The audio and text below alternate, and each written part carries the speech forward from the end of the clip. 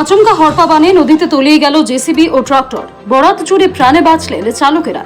ঘটনাটি ঘটেছে জলপাইগুড়ি জেলার মাল ব্লকের লিস নদীতে। ইতিমধ্যেই ভাইরাল সেই ভয়ঙ্কর ভিডিও। প্রসঙ্গত, বেশ কিছুদিন থেকেই ডুয়ার্সে এবং পাহাড়ে বৃষ্টি হচ্ছে। সোমবার ও কালিম্পংয়ের পাহাড়ি এলাকায় প্রচন্ড বৃষ্টিপাত হয়, আর তাতেই পাহাড় থেকে জল নেমে আসে লিস নদীতে। দেখা যায় হরপা বান। এই সময় নদীতে দাঁড়িয়ে ছিল একটি ট্রাক্টর এবং একটি জেসিবি। জলে তলিয়ে যায় জেসিবি এবং ট্রাক্টরটি। ঘটনায় চাঞ্চল্য ছড়ায় এলাকায়। মালবাজার এলাকায় থাকা নদীগুলি অধিকাংশই হরপা বান প্রবণ বলেই বিশেষজ্ঞদের দাবি।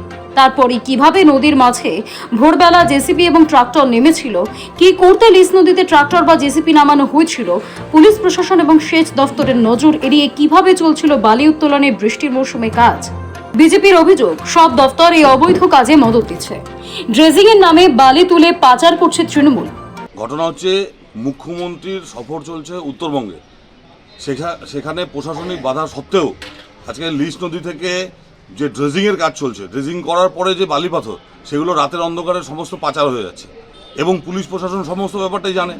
বারংবার বিভিন্ন জায়গায় সংবাদ মাধ্যমে আসার পরেও কোনো কড়া পদক্ষেপ নেওয়া হচ্ছে না। যদিও অভিযোগ মানতে নারাজ বাগরাকোট গ্রাম পঞ্চায়েত এলাকার তৃণমূল অঞ্চল সভাপতি রাজেশ ছেত্রী। তার দাবি, সরকারি নিয়ম মেনেই লিস নদীতে ড্রেজিং এর কাজ চলছিল। হঠাৎ করে পাহাড় থেকে জল নেমে আসায় দুর্ঘটনা ঘটে যায়। যা ঘটনা হয়েছে ওটা সামান্য একটা ঘটনা। ওটা করতে করতে জলটা আইসে ডুবে গেছে। ওটা নিয়ে কোনো বড় ইস্যু নাই। এখন কোনো মানে বারণ করা হয় নাই কি নদীতে বালি পথর তোলা হবে না বলে বারণ করা হয় নাই। এটা নির্দিষ্ট হয় 15 জুনের পরে, যখন এনজিটির মানে ওইটা আসে, আদেশ আসে, ওইভাবে আমরা যখন 15 তারিখের পরে এই ঘটনাগুলো যদি হয় তাহলে একটা চিন্তার বিষয় থাকতো। হ্যাঁ, এখন যদি কেউ কাজ করতে নামে ওখানে আর জল আইসে তাহলে ডুবে যায়, তাহলে ওর তো নুকসান, আরো নুকসান। কি জেনে বুঝে করতেছে নাকি? এটা জেনে বুঝে তো কেউ করতেছে না। এজেন্সির তো এমনি মার খাচ্ছে, ওর টাকা নুকসান হচ্ছে। এটা নিয়ে ইস্যু করার কিছু নাই, এটাকে পজিটিভ ভাবে নিতে হবে। West Bengal mineral development trading corporation লিমিটেডের ডেপুটি ডিরেক্টর অজেশ সিং স্বীকার করেছেন, কিছু অবৈধ কাজ তার নজরে এসেছে। পুলিশকে জানানো হয়েছে ইতিমধ্যেই। जो भी जहाँ भी हो रहा है, वो कोई पेपर दिखा रहा है या कुछ भी, बहुत सारा इलीगल हो रहा है।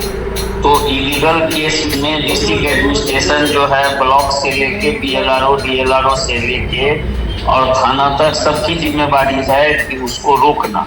ठीक ना, अकेले एक आदमी नहीं कर सकता है ये काम। तो सरकार का जहाँ जहाँ दायित्व दिया हुआ है, तो इलीगल वाला भी डमी पेपर बना के इधर उधर कर सकता है और करता ही है। माल बाजार में और उदलाबाड़ी ये वो जहाँ भी है ना, वो सब नदी में, वहाँ अलॉटमेंट एरिया बहुत छोटा है। ठीक ना, बहुत छोटा एरिया है, बट जो हम तो उधर से क्रॉस करते हैं, देखते हैं, और उसके पीछे जो है टावर के पास से पूरा इलीगल चल रहा है, तो उसको कौन रोके।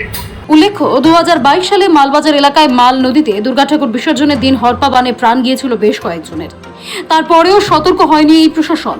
তার প্রমাণ লিস নদীতে তলিয়ে যাওয়ার ঘটনা। জলপাইগুড়ি থেকে সানি রায়ের রিপোর্ট, সময়, কলকাতা।